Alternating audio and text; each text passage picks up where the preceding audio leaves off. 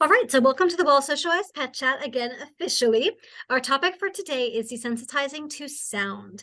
Now, we're going to focus on the 4th of July because 'tis the season, and I know for some folks, we've already started hearing fireworks going off in local neighborhoods, even though it's still pretty early in June.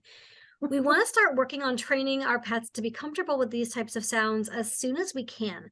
More pets are lost on 4th of July than any other day of the year. We usually have over 100 animals who come into the shelter between the 4th and the 5th. So first, we're going to define a few terms. That's going to be desensitization and counter conditioning. So to desensitize means to make less sensitive to. So our goal here is to make our pets less sensitive to noises, in this case, in their environment. Now, a quick example of desensitization. I live in Mira Mesa, and when I first moved there, I noticed every single jet that flew overhead from the nearby military base. But over a pretty short period of time, I stopped noticing. It stopped becoming a big deal. And I didn't have any good reaction or any bad reaction to those jets. I just went from noticing them to not noticing them. Now, that's desensitization. I didn't have to do anything special to change how I felt about it. I just kind of got used to it as background noise. Now, counter conditioning is when I'm trying to counter or change the way that I feel about something. That's that conditioning piece. So with counter conditioning and sound, I'm trying to change the way I feel about a particular sound, usually from feeling bad to feeling better. Now, when it comes to counter conditioning, this is a very systematic process. I always want to move at the pace that my pet is at and watch them for small signals that tell me they're getting less comfortable with something or need a break or getting hopefully not overwhelmed, but look for those signals also. I always want to move at their pace.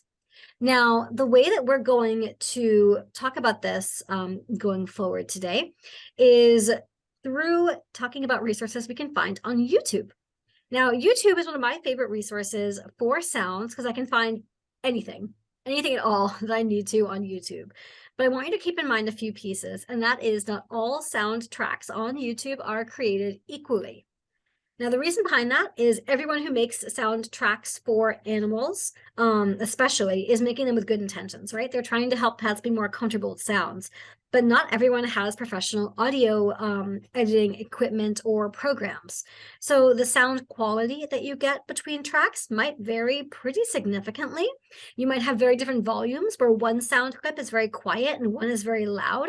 And that can be super challenging when it comes to helping our pet get comfortable with sound in a really organized, structured fashion. So any track that you want to listen to on YouTube, make sure that you listen to it first. That way we can make sure that the track we're playing for our pets is appropriate. So that's really important. Always listen to the track first. Now, the second thing you want to be listening for is what's actually on the soundtrack that you've picked. Are the sounds appropriate for your pet? Now, there are a huge range of sounds we want to get our pets used to, right? So most things that you're going to hear on those tracks are probably just fine. Some of them may be more relevant or less relevant to you. For example, I was listening to a track that several minutes in, all of a sudden had about 6 or 7 different sound samples that were all like heavy military artillery type sounds. So like lots of bangs and like percussive explosions and different things like that.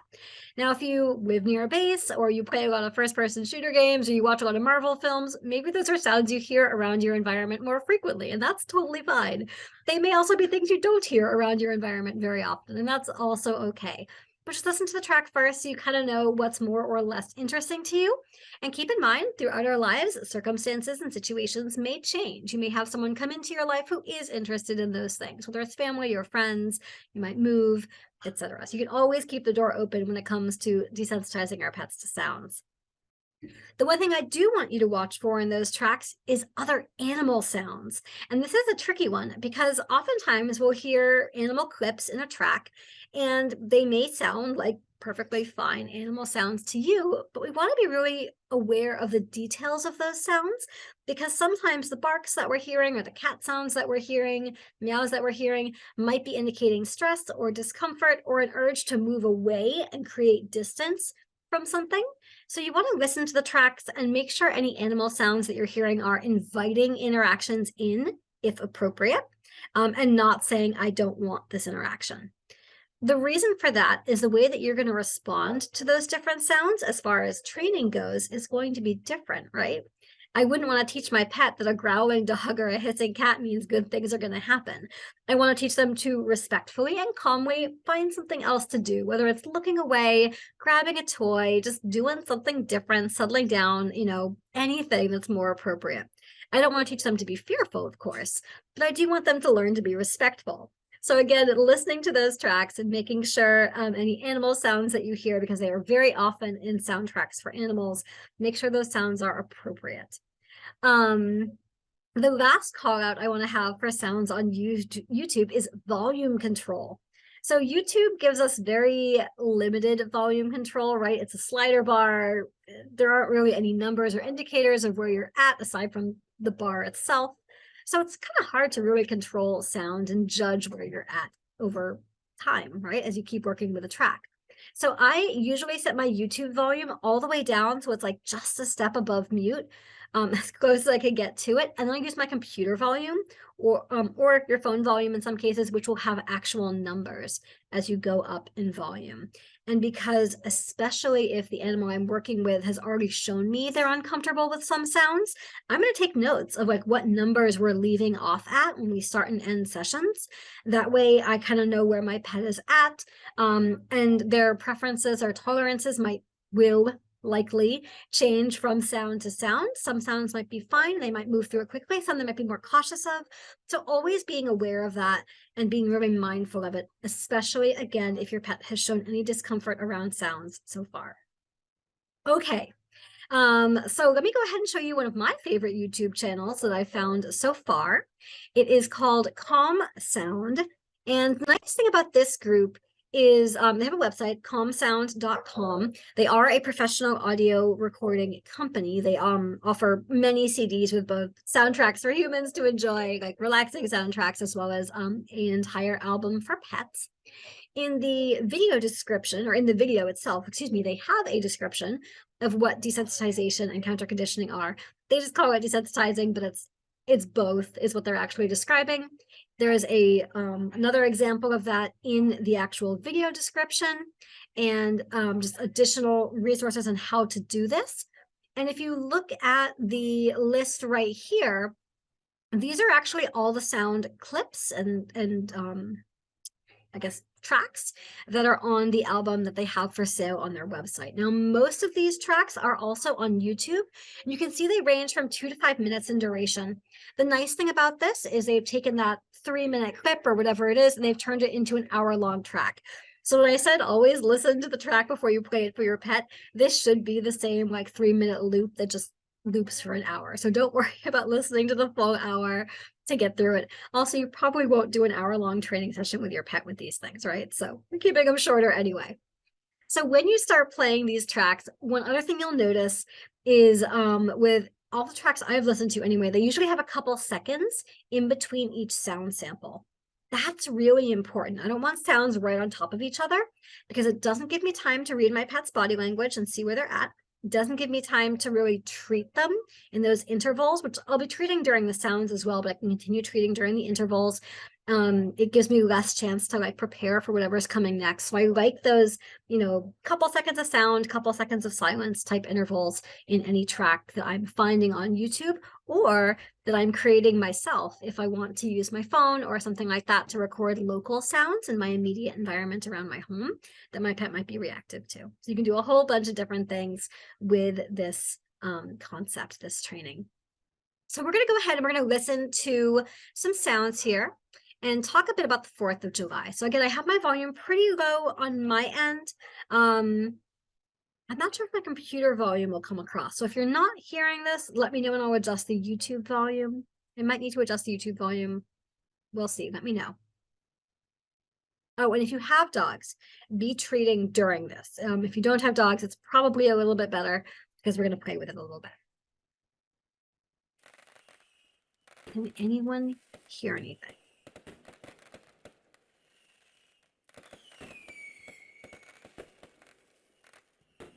Sounds like a no. Okay, let me adjust the volume a bit. So you can hear them? Okay.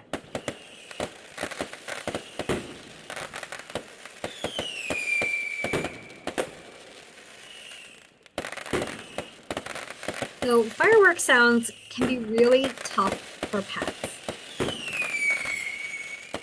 I want you to listen to all the different types of sounds that you're hearing here.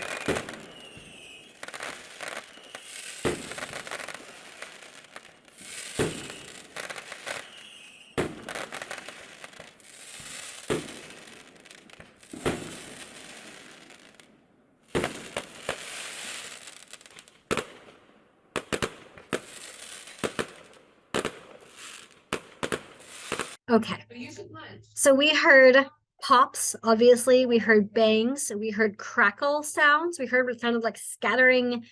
I don't know if you spilled like a bag of dried beans on the ground. There's a lot of whistle sounds. There's a lot of different sounds in fireworks. It's not just the big booms that we think of. There's a lot of different sounds.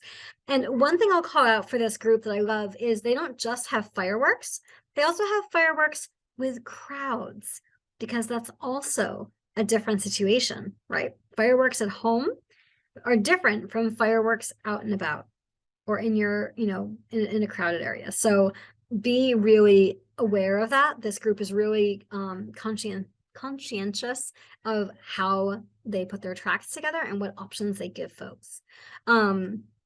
So as you can hear, these samples are a bit longer because fireworks aren't just 2 seconds at a time, right? So you may have to be really mindful of that when you're playing these sounds for your pets. You'll probably start at the lowest volume you can, where they kind of just like barely flick their ears, like, I think I heard something, like you might have been for the first couple seconds we played, and reinforce any calm, appropriate behaviors that you see. Now, as your pet is remaining calm, and you've done this for a few seconds, and that might look like 10 seconds, it might look like 15 seconds, it might look like a minute. Kind of depends where your pet is at and how comfortable they seem to be, if they've heard sounds like this before. But you can always start, longer and kind of reinforce longer periods of calm before you start stepping it up. When you do step it up, oftentimes it's quite literally one notch at a time, especially, again, if your pet has shown any signs of fear or discomfort for those sounds. Now, what does that look like? You might see small behaviors that you may not even notice could be stress signals. They might be licking their lips, or looking away, or yawning, or sneezing, or suddenly grooming for no apparent reason. They might start, they might like shake it off, like kind of like Taylor Swift, just shake off their whole body. You might see different little stress signals like that. You might see the whites of their eyes. Any little fidgety behaviors can be indicators our pets are getting uncomfortable. And we'll see those behaviors before they start showing us larger signals that they're uncomfortable, like a bark or a whine or a growl or something like that, that might be, trying to get up and move away. Those are all bigger signals. Shaking, so, drooling. If we see those really big signals, we want to end things immediately because we've gone way too far. But the moment you see any of those little stress signals, bring the volume back down to where your pet was last comfortable. Do a few repetitions where and while they are still comfortable. You may have to go down further than that if they're really stressed out, if we went too far too fast. And then once they've calmed down, you can end your session. You always want to end your session when your pet is feeling good about it. If we end the session when they're like right at the edge of stress, or they're already stressed, they'll be like, thank goodness that's over. That doesn't feel good. We want to end these sessions where they're feeling successful. So always be watching for those signals. And as soon as they start getting nervous, step it back, help them be calm, and then end your session. And when you start your session, you're not going to start exactly where you left off. You're going to start a little bit before that, so you can kind of build up that positive reinforcement history of good things happening around these sounds, but also to gauge where your pet is at. Your pet isn't always going to be feeling the same way in every training session, the same way that we don't feel the same way every single day. As our mood and our temperament and our health and everything else changes, so does our pets. And for all of us, that influences our behavior. So if you're doing a session and your pet just seems jumpier than usual, or less engaged, or they're not taking treats as well, or they're just more nervous about sounds than they've typically been, make it easier. work quite a few steps backward. Go back to the beginning and just work there. We can always strengthen our foundation. That's more important than it is to push further just because you really wanted to get to the next benchmark that day. Always work with your pet where they're at, especially if there is known fear or potential for fear involved. Now, when it comes to fireworks, the last couple pieces I want to toss out there are fireworks are more than just sound, right? There's also those big vibrations, those booms. If it's anywhere local, they can feel those sounds. Your dogs also, your cats also have much better hearing than we do. They hear better both at the low end of the hearing frequency spectrum as well as at the high end than we do. So they're going to pick up even more sounds from those fireworks than we will. They're even more sensitive to it. So just keep that sort of thing in mind. When the 4th of July rolls around, or if you have neighbors who celebrate early, one of the things that we recommend is, as much as possible, keep your pet out of those situations. Your pet may love hanging out with your friends, they may love a good barbecue, but they are not going to love the 4th of July. Leave them home, somewhere safe and somewhere secure.